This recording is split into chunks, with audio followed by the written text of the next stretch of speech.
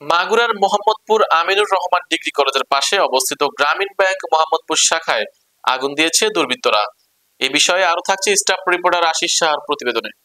সোমবার রাত 3:30টার সময় দুষ্কৃতিকারীদের দেওয়া আগুনে ব্যাংকে থাকা প্রয়োজনীয় কাগজ ও আসবাবপত্র পুড়ে যাওয়া দেখে ফায়ার সার্ভিস ও পুলিশকে জানায় ব্যাংক কর্তৃপক্ষ। স্থানীয়রা জানান, আগুনের শব্দে আশেপাশের মানুষ ঘটনাস্থলে ছুটে আসেন এবং আগুন নেভাতে সক্ষম হন। এ সময় আতঙ্ক ছড়িয়ে পড়ে। মোহাম্মদপুর ফায়ার সার্ভিসের মাস্টার বিল্লাল মৃধা বলেন, দুষ্কৃতিকারীরা গ্রামীণ ব্যাংকে আগুন দিয়েছে এমন সংবাদের ভিত্তিতে আমরা আসার পূর্বেই এলাকাবাসীর চেষ্টায় আগুন নিয়ন্ত্রণে আসে। গ্রামীণ ব্যাংক মোহাম্মদপুর শাখার ব্যবস্থাপক সোহানা সুলতানা বলেন, রাত 3:30টার দিকে কে বা কারা জানালা দিয়ে পেট্রোল ঢেলে গ্রামীণ ব্যাংক অফিসে আগুন দেয়।